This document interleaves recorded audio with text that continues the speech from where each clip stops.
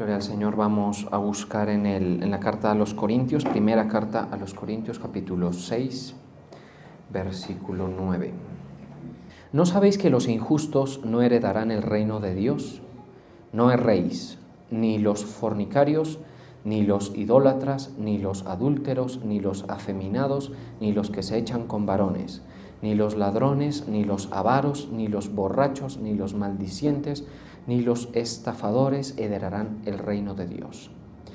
Y esto erais algunos, mas ya habéis sido lavados, ya habéis sido santificados, ya habéis sido justificados en el nombre del Señor Jesús y por el Espíritu de nuestro Dios.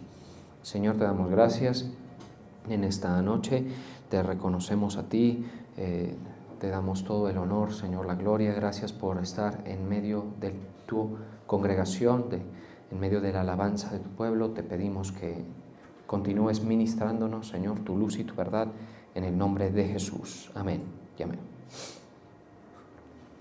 Bien, leamos acá, en la Biblia Nueva Versión Internacional. Permítame. Dice: ¿no saben que los malvados no heredarán el reino de Dios? No se dejen engañar, ni los fornicarios, ni los idólatras, ni los adúlteros, ni los sodomitas, ni los pervertidos sexuales, ni los ladrones, ni los avaros, ni los borrachos, ni los calumniadores, ni los estafadores heredarán el reino de Dios. Y esto eran algunos de ustedes, pero ya han sido lavados, ya han sido santificados, ya han sido justificados en el nombre del Señor Jesucristo y por el Espíritu de nuestro Dios. El apóstol Pablo aquí le está hablando a los corintios, manejando un problema que hay ahí en la iglesia. El problema básicamente era, para contárselos brevemente, que esta gente pues estaba como teniendo pleitos los unos con los otros, pleitos de tipo civil, ¿sí? Eso estaba presentándose en la iglesia de Corinto. Como la iglesia de Cristo se forma con gente de una localidad, de una zona, de una región, de una ciudad, pues en la iglesia de Corinto se comenzó a acumular las personas y se comenzaron a presentar estas dificultades en las que había, por ejemplo, fraudes de los unos para con los otros. De tal manera que, si quisiéramos poner un ejemplo, imaginemos que alguno de ustedes, que es bien conocido por nosotros, por la iglesia, defrauda a algún otro que también es conocido por nosotros, ¿sí? Por la iglesia. Insisto en ese concepto de que nos conozcamos porque la iglesia se forma con la gente que regularmente se congrega, ¿cierto? Y eso de tener familiaridad, de conocernos, pues tiene que ver con lo que tenemos en común. ¿Qué tenemos en común? La fe. Nuestra fe nos hace tener más en común de lo que incluso quisiéramos admitir. Nos hace tan cercanos que a veces nos acerca entre nosotros y nos aleja de los incrédulos. Y a veces los incrédulos son el amigo de toda la vida, así es, lamentablemente así es, el primo, el familiar, que a pesar de tener vínculo de sangre con nosotros, por ejemplo, por no tener la fe, nos obliga a separarnos. ¿Estamos de acuerdo? ¿Por qué nos obliga a separarnos? Pues porque por lo general la gente que es incrédula no te va a dejar en paz con tu fe. Te va a estar cuestionando de por qué tú te congregas, de por qué tú crees en esto o en aquello. Entonces llega un punto en que la incomodidad puede ser tal que uno esté obligado a distanciarse de esas personas. ¿Sí? Como quien dice, tú allá, yo acá, porque obviamente no nos encontramos en el asunto. En cambio, con nosotros, los que estamos persuadidos del Evangelio, pues ya hay algo en común que viabiliza relaciones, ¿no? Viabiliza relaciones más posiblemente saludables. Sin embargo, una vez nos comenzamos a relacionar con los hermanos de la iglesia, existen estas posibilidades de errar, de fallar, de defraudar, ¿sí? Y de que se dañen las relaciones entre nosotros, de que comencemos a sentirnos que nos defraudaron, que nos hicieron daño, que nos hicieron algo incorrecto y nosotros indisponernos contra la persona que lo hizo, en fin. Eso se ha presentado en la iglesia por mí muchos años y se han tratado de establecer esquemas que protejan a los creyentes. Algunos de ellos, por ejemplo, es prohibir entre nosotros negocios, ¿sí? Porque esa es como la forma en la que se defraudan los unos a los otros.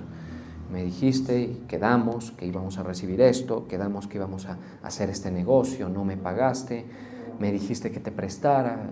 A veces la gente se aprovecha, por ejemplo, de la condición de tener la fe y va donde algún hermano que tiene alguna evidencia de estar algo prosperado, le dicen, présteme, mire, yo le pago. Y como es cristiano, ¿sí? Entre comillas, se supone que ahí el temor de Dios, se dice, no, pues listo, yo te presto. Y resulta que parece ser que no teme tanto a Dios y comienza a demorar el pago y comienza a hacer. Luego, mejor dicho, no se pueden ver en la iglesia y eso es en el mejor de los casos cuando van los dos.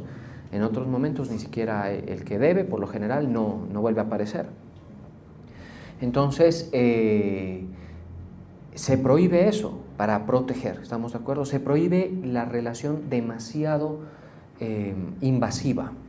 Nosotros podemos tener la amistad, salir de vez en cuando, participar de un evento deportivo, por ejemplo, o de que vamos a hacer esto o aquello entre los que somos de fe, entre los que estamos, pero con cuidado, porque pasa el tiempo, pasan muchas horas en la casa del uno, del otro, se dicen muchas cosas, comienzan los errores y bueno, tanta cosa y comienza a dañarse, en fin. ¿Sí? En la iglesia de Corinto parece ser que dice acá que habían unos que defraudaban a los otros y entonces los otros los llevaban a los tribunales y se armó una conmoción allí en cuanto a ese punto. La iglesia de Corinto estaba con mucho conflicto, digámoslo así. Eso ustedes lo van a encontrar en los versos anteriores, ¿sí?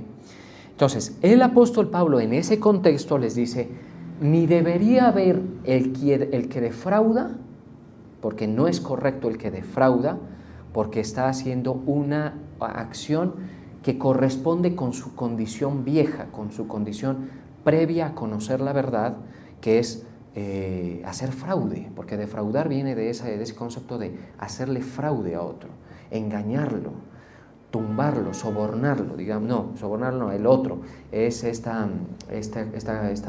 concepto que es engañarlo, ¿cómo es que esta palabra? Estafarlo, con esa fue que la confundí, ¿sí? Estafarlo, por ejemplo, los estafan, una cosa, bueno, en fin. Entonces, ¿puede darse? Sí se puede dar. ¿Debería darse? No se debería dar. ¿Se da? Se da lamentablemente. En la iglesia de Corinto se daba. Entonces el apóstol Pablo les dice, ahí hay un problema porque ustedes están comportándose como eran antes, ¿sí? Ahora, el otro problema que surgía era que el que estaba defraudado, con más razón que el que lo había defraudado, lo llevaba a los tribunales y se enfrascaban en estos pleitos típicos de gente impía, ¿sí? que no cede, que no perdona, que no como que tolera la ofensa o el fraude. Y entonces ya se armaba un tema complicadísimo allí de intolerancia, de que prácticamente los involucrados en ese conflicto no se podían ver, ¿sí? ¿Estamos de acuerdo? Y que el único lugar donde se podían ver de pronto era en los tribunales, ¿sí? Muy parecido al caso de los esposos que se divorcian, que no se pueden ver, sino ni siquiera a veces ni se pueden ver ni en los tribunales, mandan a los abogados nomás y no se pueden volver a ver. Y todo por errores y fraudes entre ellos y fallas y todo eso que van acumulando la herida, prácticamente se distancia hasta un punto irreconciliable. ¿Estamos de acuerdo? El problema con los creyentes es que se necesita seguir congregando uno, ¿sí?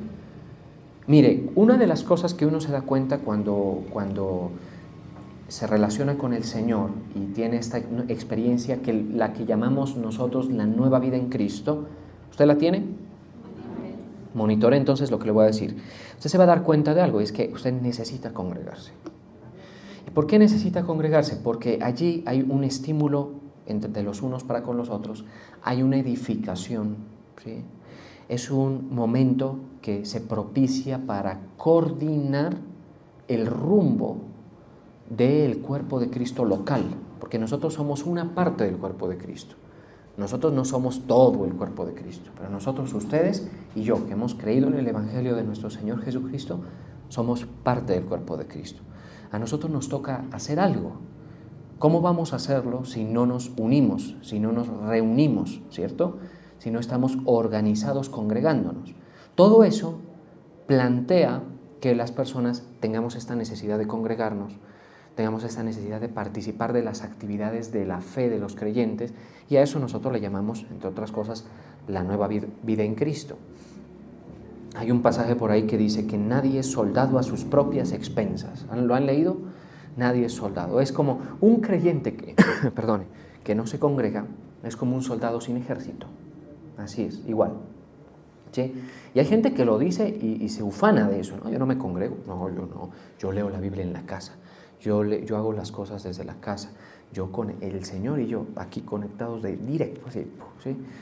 Uno escucha ese tipo de pensamientos y así como ustedes, pues da risa, ¿estamos de acuerdo? Porque no te voy a cuestionar que de pronto creas o cualquier cosa, pero dime, qué lugar tienes en el cuerpo de los nacidos de nuevo, ¿sí? O vas a pelear las batallas contra el reino de las tinieblas solo, o vas a tú crear un ministerio solo. Si el ministerio es con la gente y por la gente, ¿estamos de acuerdo? El ministerio no funciona así.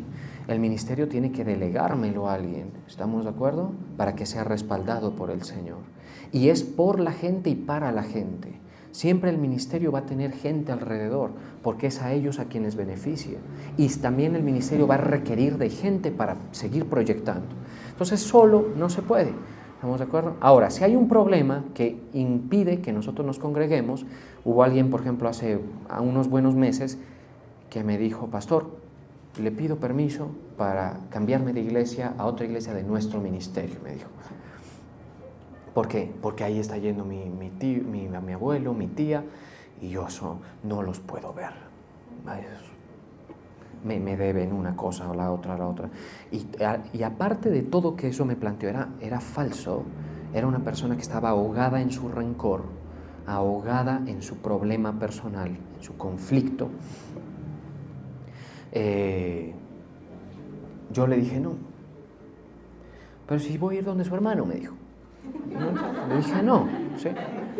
Porque cualquiera pues dice: no, ve que es de la misma iglesia. No funciona así. Si Cristo se te reveló aquí está tu proceso. ¿Estamos de acuerdo? ¿Y por qué te voy a decir? Porque precisamente el discipulado va a plantearte esas obediencias. Es decir, que te viene el que consideras enemigo, el que consideras que te defrauda, pero ahí está tu nueva condición, se tiene que ver en que tú vas a superar el bache, digámoslo así. ¿Estamos de acuerdo? Vas a superar. ¿Qué te va a pedir Dios? Pues que perdones, si es el caso, si lo necesitas hacer. ¿Estamos de acuerdo? No es esquivando el asunto. Ustedes recuerdan, y allí en el canal está la predicación por si quieren consultarla, del caso de Onésimo. ¿Recuerdan que estuvimos estudiando? Pues que sucede que en la iglesia donde Onésimo se congregaba, a ver, permítanme, voy a hacer una recorderis breve de eso. Sí, es Filemón, la carta donde eso está registrado es Filemón, capítulo 1 en adelante. Pues, ¿qué sucedió? Filemón es un recipiente de una carta del apóstol Pablo. Es una de las cartas que no dirige a un grupo, como a los corintios, a los efesios, a los tesalonicenses, sino que dirige a la persona. Filemón, a ti, Filemón, le dice, ¿sí? De la misma manera que le dice a Timoteo. Hay unas 2 cartas a Timoteo, una a Tito, por ahí, no sé si me estará faltando uno, la otra es a Filemón. Pues le manda una carta el apóstol Pablo, hágame el favor, a Filemón, diciéndole: mira, tenemos un problema, ¿cierto? Que en la iglesia se está congregando tu antiguo esclavo, que se te voló, y parece ser que no te dejó bien parado después de que se voló, parece ser que te dejó de alguna manera defraudado. Tu antiguo esclavo se llama Onésimo, ¿sí? Básicamente, Lo que le dice Pablo a Filemón está en Filemón 1:8 y dice: por lo cual, aunque tengo mucha libertad en Cristo para mandarte lo que conviene, ¿en dónde le mandan a uno lo que conviene? Ahí viene un tema que en la congregación, ¿sí? Nadie te va a enseñar a practicar la fe y la nueva vida en Cristo con una desconexión, con una distancia con la congregación. En la iglesia se aprende. Más bien te ruego por amor, le dice, siendo como soy, Pablo, ya anciano, y ahora además prisionero de Jesucristo, te ruego por mi hijo Onésimo. Y Onésimo no se atrevía a darle la cara a Filemón, y Filemón seguramente estaba bravo con Onésimo. El problema es que estos dos estaban en la misma congregación, en el mismo lugar, a quien engendré en mis prisiones. Sigamos leyendo. Filemón 1 en adelante, es un solo capítulo, 10. El cual en otro tiempo te fue inútil, pero ahora a ti y a mí nos es útil. Entonces, aquí viene el tema. ¿En dónde somos útiles? Ese es otro concepto de la iglesia. ¿Por qué necesitamos congregarnos? Te pregunto, ¿en dónde eres útil para los propósitos de Dios? En la iglesia. Uno no puede ser útil en la casa, debajo de una piedra, diga usted, o sea, desconectado de las cosas. No, uno es útil es en la iglesia.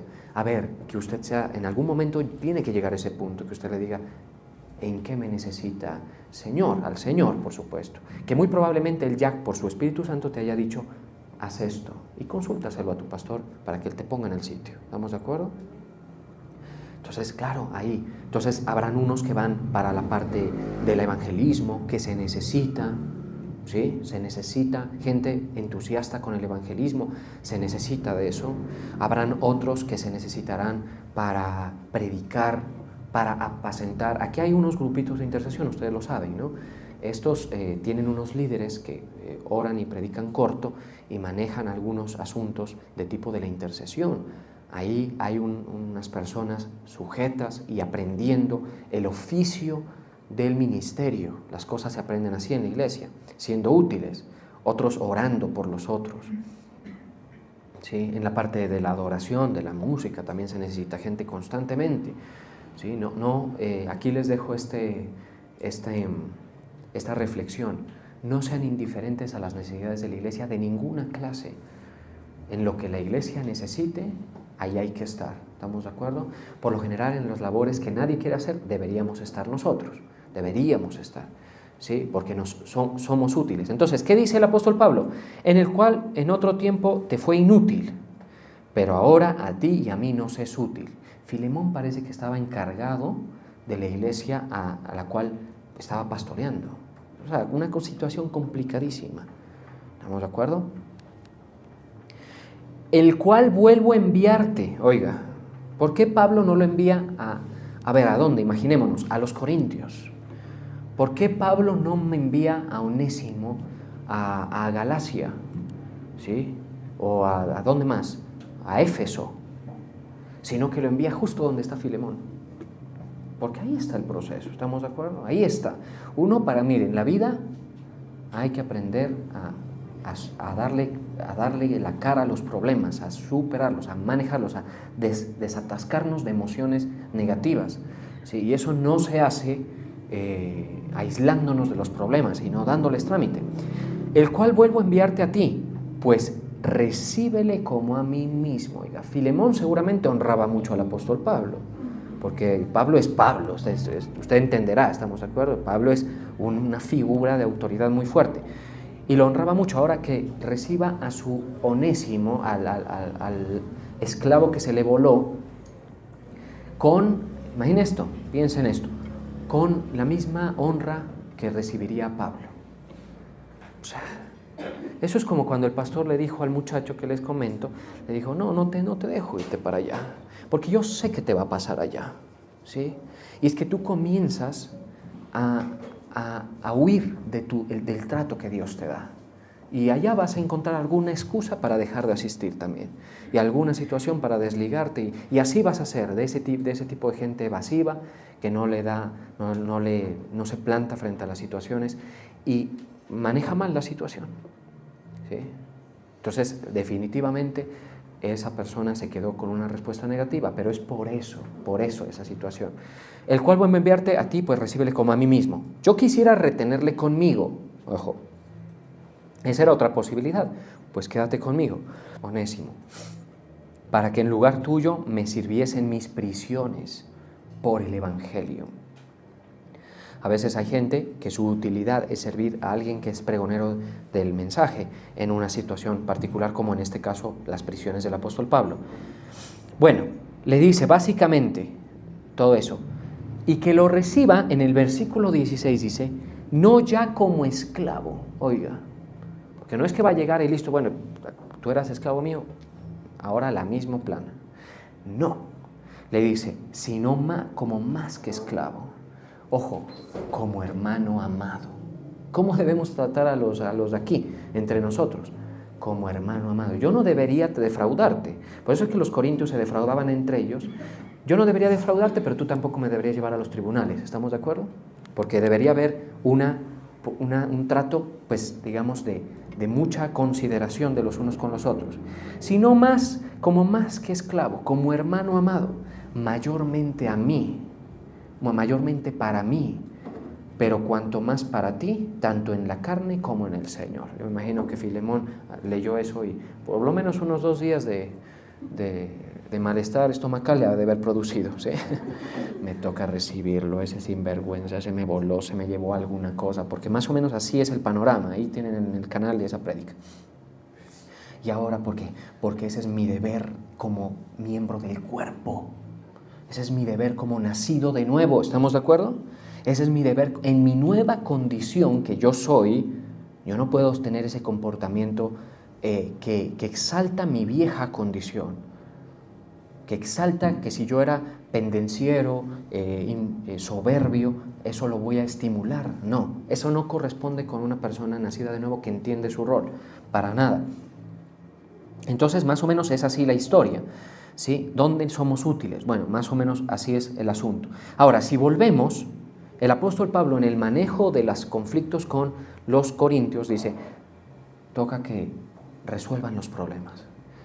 ¿Sí? El que defraude tiene que saber que eso corresponde con su antigua condición. ¿Sí? Y entonces dice, en el capítulo 1 de Corintios 6, 8, el tema no solo es el defraudar, sino el agraviar, ¿sí? Los agravios. Dice en el 8, pero vosotros cometéis agravio, leamos eso por favor, y defraudáis. ¿Y esto a quién? A los hermanos. Por eso no hay que confiarse de nadie, hermano. A mí hace más o menos un mesecito y pico llevé una sombrilla a la iglesia Salem. Ya saben el desenlace. ¿Sí? Se me olvidó unos minutos, nada más, jamás la volví a ver. ¿Sí? Y en Salem, y al pastor Leo, imagínense qué tal. ¿Sí? O sea, y digo pues porque de pronto alguien dice, no, cuídele, pues consideración. Hay gente entre nosotros, y en esto no se inquieten, la verdad que no teme al Señor, hermano, que no son nacidos de nuevo. ¿Sí? Que están ahí, mejor dicho, pilas con la carterita, cada uno de ustedes, ¿no? Aquí en esta iglesia más pequeña no hay tanto problema, pero ¿sí? Pero entonces, en todos nosotros debe haber ese compromiso con la nueva vida en Cristo. ¿Sí? En todos. Yo no puedo ser el que defrauda, ¿sí? Tampoco puedo ser el que llevo al tribunal al hermano y lo trato como cualquier desconocido, y sobre todo con los incrédulos, porque el apóstol Pablo, otra cosa que les reprocha a estos dos es que ¿por qué lo llevan a los incrédulos?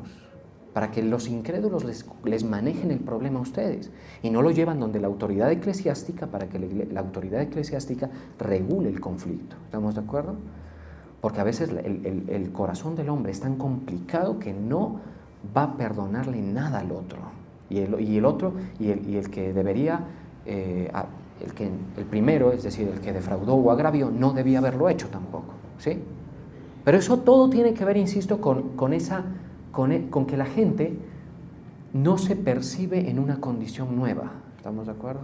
Y debería percibirse. Y entonces es con relación a eso que dice: pero vosotros que cometéis el agravio y defraudáis, y esto a los hermanos, no sabéis, les dice, mire, no sabéis que los injustos no heredarán el reino de Dios. O sea, no piensen que ustedes, practicando lo que mi condición moral condena, hablando Dios mismo, pues allí, ¿sí?, van a heredar. Y es que al reino de los cielos no entra. No va a entrar el injusto. Al reino de los cielos no. ¿Sí? En el reino de Dios, dice, no entra el injusto. No erréis, ni los fornicarios. Los problemas estos de desorden sexual, ¿sí?, en los que la persona practica la sexualidad fuera del orden de Dios. El orden de Dios para practicar la sexualidad se llama matrimonio. ¿Estamos de acuerdo? Ese es el único contexto en el que está en orden la persona que practica la sexualidad, pero aún allí deben haber vigilancias sobre ciertas cosas, porque no todo se puede practicar en el lecho, no todo se puede hacer. ¿Estamos de acuerdo? Tiene que observarse eso. Eso sí es un tema de consejería que podría tratarse cuando alguien lo necesite. ¿Sí? Pero los fornicarios son esa persona que no está en orden, que está entregando sus miembros a la práctica del pecado, particularmente la fornicación, y eso, el Señor dice que ese tipo de personas no entran al reino de los cielos. Ahora, ya usted va a entender qué significa todo esto. Los idólatras, ¿sí?, la misma historia. Ahí ya vamos como más, siendo más como incluidos, ¿no? Porque cualquiera que dice el injusto, no, yo no soy injusto. Admite discusión, te lo aseguro, pero asumamos que no lo eres. Pero probablemente idólatra, pregúntate si lo eres. ¿Sí? Idólatra. De cualquier cosa que esté en el trono antes que el Señor. Alguien me preguntó, ¿y a mí por qué es que me va mal en el trabajo una cosa y todo eso? Y en el caso particular de esa persona, tuve que decirle, lo que pasa es que en el trono está tu trabajo. Tu ídolo es tu trabajo. Tú no sirves al Señor con tu trabajo. Tú no le honras. Se lo dije así de frente y en la cara, porque a veces toca. Pero entonces dice, ni los idólatras, ni los adúlteros. El adúltero es el que ya habiendo adquirido compromiso de tipo matrimonial, le es infiel a ese compromiso y practica desórdenes sexuales y relaciones desordenadas que el matrimonio no admite y que la moral del matrimonio no admite. ¿Estamos de acuerdo? Esa es una persona adúltera. ¿Sí? Ni los afeminados, ahí sí que grave, ¿cierto? Esos comportamientos de los hombres que se comportan como mujeres, que gustan de las cosas de las mujeres, ¿sí? No le gusta eso al Señor. ¿Qué hacemos con la palabra de Dios? ¿Dónde la metemos? ¿Cómo le quitamos ese pedazo, pues? Volvámonos como los mormones, que le han quitado un poco de pedazos a la Biblia. O los testigos de Jehová, que le han aumentado. ¿Estamos de acuerdo? Peligrosísimo, no se puede hacer eso. Así lo dice, los afeminados. ¿Sí? Uno a veces ve en la iglesia que hay gente que en sus publicaciones, todo eso, dice, este man, ¿qué dice uno? ¿Qué man? Como vieja, hermano. ¿Sí? Eso no le gusta al Señor, hermano. Eso es la propia condición de enemistad con Dios. Eso es la confusión que hay aquí y en su ser. Ese es su cuerpo. Por eso su cuerpo tiene que morir. Por eso su cuerpo no va a heredar la inmortalidad, a menos de que sea transformado, pero generaciones no lo han sido. ¿Estamos de acuerdo? Tienen que morir. Generaciones de salvos siguen muriendo en su cuerpo porque el cuerpo tiene ese tipo de cosas. ¿Estamos de acuerdo? Ahorita ya vamos a entender qué debemos hacer con eso. Al igual que qué se hace con el agravio o el deseo de defraudar, porque el que yo te defraude a ti proviene también de un desorden, que no es del mismo tipo, de la naturaleza sexual, pero que dice que por la avaricia o por alguna cosa yo te incumplo, yo te retengo, yo no te doy lo que te corresponde o te defraudo de cualquier manera. Ni los afeminados, ni los que se echan con varones. Pero aquí también podemos incluir también a las mujeres que se echan con hembras, pues toca decirlo así. Es que la Biblia es cierta. La Biblia al único que deja indiferente es al que no se la toma en serio. Pero cuando uno se la toma en serio, pega y pega duro. Pega y pega bien duro, ¿estamos de acuerdo? Póngase a escucharla nada más y léala y va a ver que le entra y le entra duro y le dice aquí está la autoridad de Dios en las Escrituras. ¿Sí? Ni los que se echan con varones ni las que se echan con hembras. Eso no entran. Ni los ladrones. ¿Sí? No hay mucho que explicar allí, ¿cierto? Ni los avaros. Grave, porque nosotros tenemos a veces, esa es la idolatría más común de este siglo. Usted me pregunta, ¿cuál es la idolatría más común de este siglo? La avaricia. La avaricia es idolatría, según y eso está en nosotros. Usted me puede decir, lo otro no, pastor, yo soy un varón, dice. Pero seguramente tienes avaricia, ¿sí? Ahí. No es sino que te hagan ahí oler la plata y es mejor dicho, ¿sí? Complicado, ¿no? ¿Cierto? Entonces no entra nadie. Mira lo que dice. Ni los borrachos, los que se embriagan en el vino, pierden toda su condición, no entran así. ¿Sí? Ni los maldicientes, estos que dicen maldito, y murmuran de la mamá, del papá, de los unos, de los otros, y yo maldigo, y una cosa, y comienzan a, básicamente maldecir es pues maldecir, o sea, decir mal, ¿sí? Hablar mal, perjudicar a una persona, así, de alguna manera. Ni los estafadores. Esto erais algunos, o sea, los que conforman la iglesia, tipo Onésimo, Filemón, usted o yo, ¿sí? Tenemos algún vínculo con algún pecado de estos y más. Ahí no mencionó, por ejemplo, los mentirosos, que en el Apocalipsis se menciona que los mentirosos tampoco entran, ¿sí? Ahí no mencionó, pero ahí está, ¿estamos de acuerdo? Subyace el concepto del pecado, de lo que era. Todos nosotros tenemos alguna cosa que nos asocia con este pecado, con los pecados, ¿sí? Algo que nos asocia. ¿Sí? Y esto erais algunos, mas ya habéis sido. Ahora, cuando usted cree en Cristo, mire lo que pasa. Lo que usted cree en Cristo y su obra y en el Evangelio, ojo a todo lo que estoy diciendo, no es que solamente no, yo creo, hay que entender lo que plantea el Evangelio, ojo a lo que dice. ¿Qué le sucede a usted? Mas ya habéis sido lavado. Usted y alguna vez se los dije, ustedes somos lavados, ¿sí? ¿Qué somos nosotros? Somos puercas lavadas. Eso lo dice la Biblia, ¿sí? Somos eso, una puerca lavada. ¿Sí? Pero al fin y al cabo puerca. ¿Sí? Y eso explica nuestros impulsos, ¿estamos de acuerdo? Mas ya habéis sido lavados. Ya habéis sido santificados. ¿Qué ha sido usted? Imagínense. Y otra cosa, ya habéis sido justificados. O sea, ¿qué es lo que hace que cuando tú crees en Cristo, tú puedes ser homosexual? Ahí el asunto. Pero espérese, ya le explico, ¿sí? Pero tú te percibes lavado, justificado. ¿Y qué más que dijo? Santificado. ¿Sabes qué? Tú sientes eso. Tú vas a ver a un hombre, si eres hombre, y vas a sentir cosas, ¿sí? Las vas a sentir.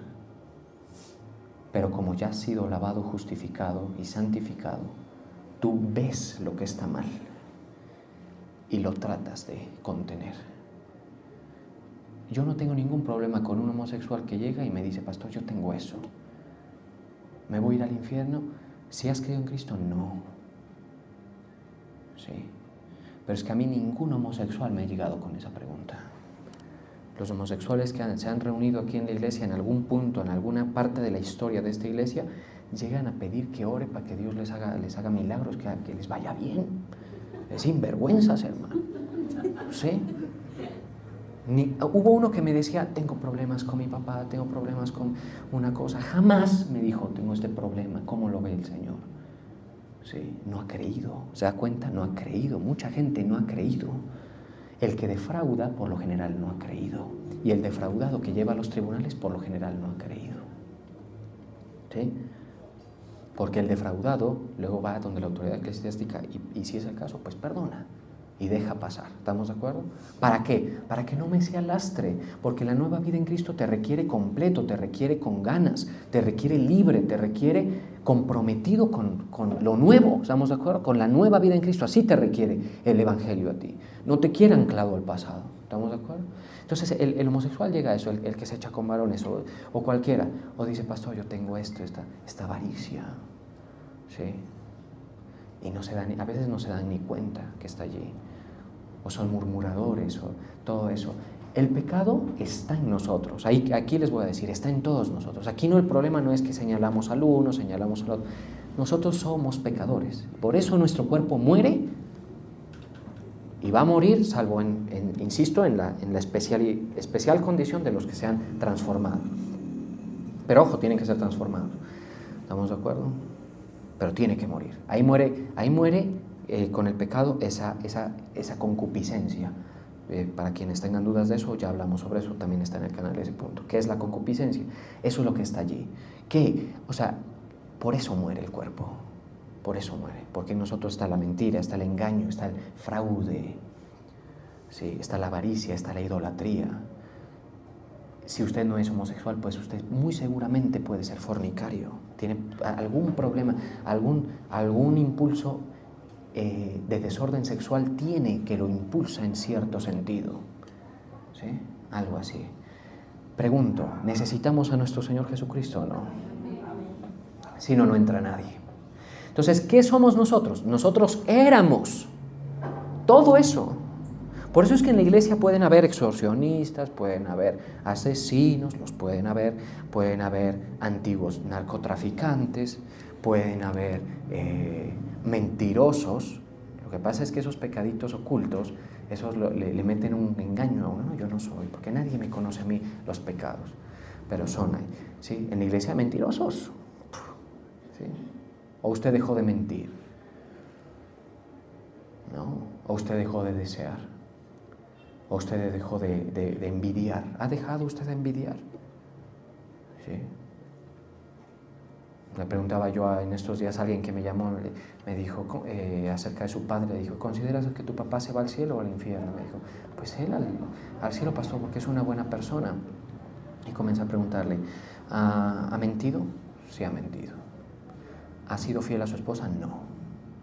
Y comienza a aparecer todo eso. Ahí a Cristo lo necesitamos. El sistema del Señor lo necesitamos. ¿Y sabe qué tiene que pasar después de eso? Que usted vea lo que usted era antes y sienta hacer cosas, pero usted trate de mantener eso quieto, trate de mantener.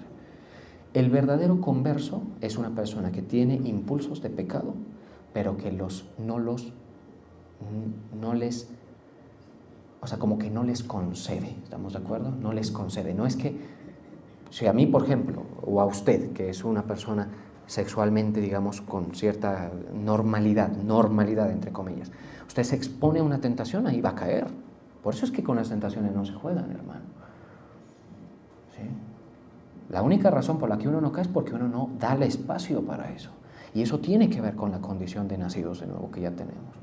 La iglesia hasta eso le ayuda a uno, ¿sí? Porque usted, en los tiempos en los que no está trabajando y se congrega, pues podría ayudarle a mantener a raya todas esas cosas. Uno no solo eso, sino que aborrece la condición de pecado, la aborrece, ¿sí? Uno se ve sucio y se ve perdido y se ve aborrecible. Así se ve uno. Ese es el verdadero nacido de nuevo, se percibe así. ¿Sí? No se ve con gloria como cuerpo glorioso, como que si no fallara en ningún aspecto y no infringiera la ley en algún aspecto. No, ve todo eso, ¿sí? ¿Qué es lo que hace que yo lo defraude a usted, por ejemplo? Al fin, entonces, en este contexto, que yo como que no le preste atención y lo que era antes lo siga haciendo ahorita. Y el Señor esa no es una evidencia coherente con el nuevo nacimiento. Permítame, busco un verso y con ese nos despedimos de este tema.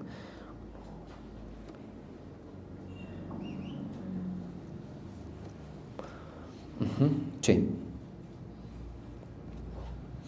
A ver. Aquel verso, si alguien me lo ayuda a encontrar, que dice, el que robaba ya no robe más. Sí. Ya no robe más. A ver si lo ubicamos.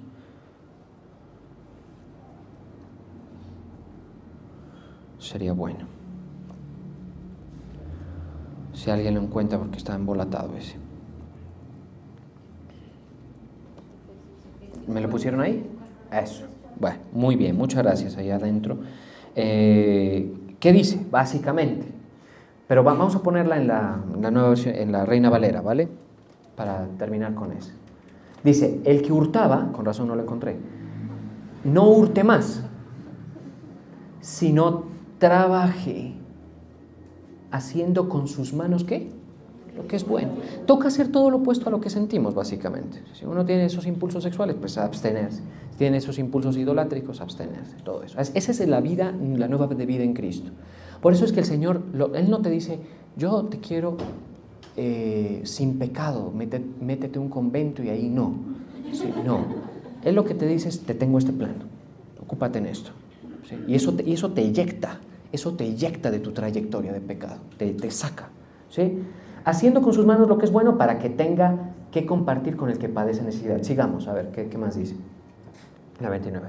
Ninguna palabra corrompida salga de vuestra boca, hágame el favor. O sea, nosotros, como congregación, uno le falta mucho, sino que la que sea buena para la necesaria edificación. Bueno, con eso terminamos. Vamos a orar.